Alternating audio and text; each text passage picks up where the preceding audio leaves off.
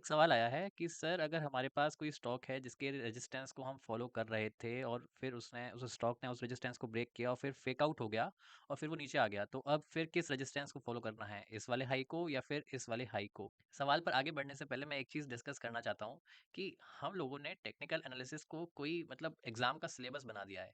मतलब कि अब जैसे किताब में लिखा हुआ है बिल्कुल वैसा हम करेंगे, और अगर वैसा नहीं किया तो नंबर कट जाएंगे।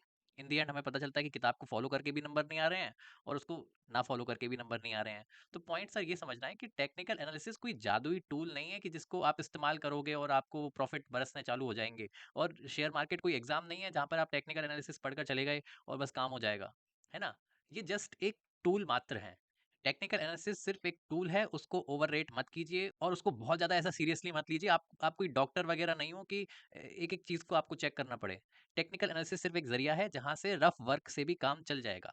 और रही बात जहां तक इस सवाल की, तो सर मैं यहाँ पर ये कहूंगा कि आप इनमें से किसी भी रेजिस्टेंस को फॉलो कर सकते हो, लेकिन फॉलो सिर्फ एक ही को करना। या तो आप इस वाले को कर लो या तो इस वाले को कर लो। पहला सवाल ये होता है कि वो स्टॉक आकर इस हाई को तोड़कर दिखाए तो सही, फिर जाकर हम ये कंसीडर करेंगे कि सर क्या करना है और क्या नहीं करना है। इसलिए शेयर मार्केट में अलर्ट्स की अपनी एक इम्पोर्टेंस होती है। तो ये जो सवाल है ये हमने लेक्चर नंबर 3 में डिस्कस किया था, जहां हमने ये बोला था कि मान लो हमारा कोई रेजिस्टेंस है, हमने एक लाइन ड्रॉ करी। अब हमने कहा कि ये जो चार्ट है वो इस लाइन के नीचे है। अब कल को जाकर क्या होता है कि ये जो प्राइस है इसने इस रेजिस्टेंस लाइन को तोड़ा और तोड़कर वो नीचे आ गया, वो मान लो कुछ ऐसा हो गया। अब जो सवाल आता है वो ये है कि अब जो रेजिस्टेंस है वो इस नए वाले हाई पे ड्रॉ किया जाए या फिर इस पुराने वाले पर ही रहने दिया जाए। इस चीज़ को हमने लेक्चर नंबर 3 में डिस्कस किया था। वहाँ हमने ये बोला था कि आप सर ये बस सवाल पूछो कि क्या ये जो ब्लैक वाली लाइन है वो अभी भी इसके लिए एक रेजिस्टेंस की तरह एक्ट कर रही है? उसका जवाब है हाँ, कर रही है। मतलब प्राइस अभी भी इस लाइन के नीचे है, तो पहले आपको इस लाइन को तोड़ना है, फिर जाकर आप दूसरी चीज़ों के बारे में कंसिडर करोगे। एंड अगेन मैं आपको इस चीज़ को कहूँगा कि आप कोई डॉक्टर वगैरह नहीं बन रहे हैं सर। ये टेक्निकल एनालिसिस सिर्फ एक टूल है। यहाँ पे बहुत ज़्यादा आपको एफर्ट्स लगाने की ज़रूरत नहीं है। ओके? जो एफर्ट्स लगाने की ज़रूरत है वो स्टॉक्स को होल्ड करते टाइम है, कि लॉसेस को देखकर आपके पसीने ना छूट जाएं और इमोशंस में आकर आप सेल ना कर दो। जो बिग गेम है वो इस चीज़ का है। और इस वजह से इंडिकेटर्स इतने फेमस हैं। इंडिकेटर्स इसलिए फेमस है कि उसको यूज़ करके आपको लगता है कि आप कोई डॉक्टर वगैरह का काम कर रहे हैं, कि भैया आरएसआई का ये लेवल है और मैकडी ये बोल रहा है। सवाल है पैसे बनने चाहिए, कि जो भी चीज़ हम यूज़ कर रहे हैं उसको यूज़ करके हमारा हमारा काम हो जाए। एग्जाम्पल ले लेते हैं कुछ। फॉर एग्जाम्पल एक स्टॉक मैंने डिस्कस किया है, राइट्स का है। अब मान लो मुझे यहाँ पर टेक्निकल एनालिसिस अप्लाई करनी है, तो मैं यहाँ पर क्या टेक्निकल एनालिसिस अप्लाई करूँगा? सिंपल है सर, कि नीचे से एक लाइन मैंने ये ड्रॉ कर दी और ऊपर से एक रेजिस्टेंस की ये लाइन आ रही है। 1 आवर पे आप जाकर इस चीज़ को देख सकते हो। और अगर मैं ट्रेड लूंगा तो मैं 1 आवर के थ्रू ही सबसे पहले इस चीज़ को देखूंगा। तो बस हो गया मेरा काम।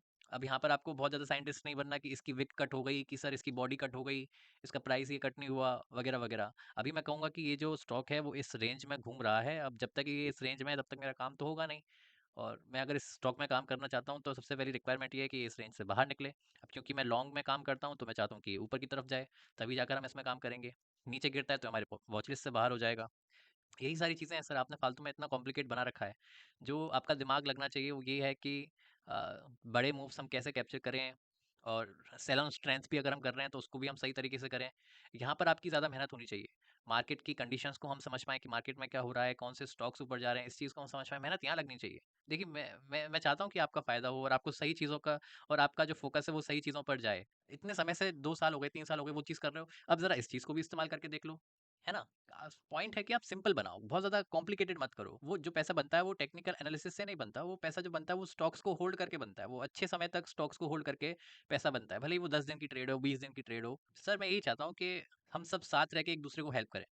राइट, अब एक डिस्कॉर्ड भी बना दिया है, मैं आपको डिस्क्रिप्शन में डिस्कॉर्ड का लिंक दे दूंगा। वहाँ पर आप चार्ट्स डिस्कस करिए, वहाँ पर आप अपनी एनालिसिस डिस्कस करिए, एक्टिव रहिए, एक दूसरे को पुश करिए आगे बढ़ने के लिए। तो यही है बस, कि मैं आपकी आंखें खोलना चाहता हूँ कि सर आप अपनी आंखें खोलिए।